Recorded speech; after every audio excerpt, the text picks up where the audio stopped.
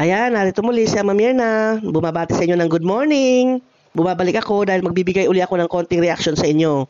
Ang aking bibigyan ng reaction ngayon ay tungkol sa meet and greet ng Rochelle doon sa Laguna. Nako, nakakatuwa talaga ang nangyari. Biruin mo ba naman? Parang mga artista itong ating mga kalingap, lalo na ang Rochelle. Hindi mo mapigilan ang mga tao ha. Pagbaba pa lang nila sa sasakyan. Nandyan na, dinumog na sila ng mga tao. Ibig sabihin, ang Rochelle ay marami na talagang fans ito. Hindi lang naman artista ang hinahangaan, di ba? Maraming klaseng tao ang hinahangaan. May politika, may artista, may mga dayuhan. At ito pa, siyempre sa Kalingap, maraming humahanga sa Kalingap. Lalo na itong bagong love team natin na Rochelle. Hindi naman talaga may pagkakailayan dahil kahit saan pumunta ang Rochelle, makikita mo talaga na dinudumog sila palagi ng tao. Dito pa nga lang sa Dait dinadayo na sila dahil maraming gustong makakita sa kanila. Yung una pa man na mga nagmamahal sa Rochelle, unang vlog pa lang ng ni Kalinga Prab, di ba? At pinapartner na si Dudong o si Ruel kay Rachel, ay marami na talagang kinilig. Lalo na ngayon, nabuo na yung Team Rochelle o di lalo na kinikilig yung mga fans niyan.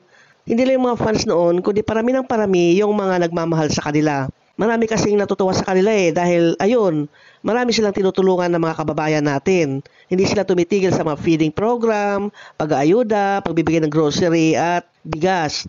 Kaya napamahal ng gusto yung mga tao sa Rochelle. Kung sa Dait pa lang ay dinadayo na siya, marami ng mga tao o marami ng mga nagmamahal sa kanya na nakikipagkita o pinupuntahan siya. Lalo na itong pakikipagkita nila doon sa Laguna. Dahil alam ng mga taga Laguna at yung karatig probinsya dyan sa Laguna, alam nila na pupunta ang Ruel at Rachel dyan, kaya pinaghandaan talaga nila. Nagantay sila at talagang inabangan nila ang pagdating ng Rochelle. Kaya ito nga, nung pagdating ng Rochelle, nadumog. Mabuti na lang nandyan din yung ibang mga kalingap na kasama nila na nagpoprotekta doon sa dalawa. Siyempre, hindi naman pwedeng silang dalawa lang ang pupunta doon, di ba? Kailangan nandyan yung kapamilya, nandyan yung mga kasama sa team na magpoprotekta sa dalawa dahil maiipit sila sa sobrang dami ng tao. Maalaala ko nga nung una, di ba?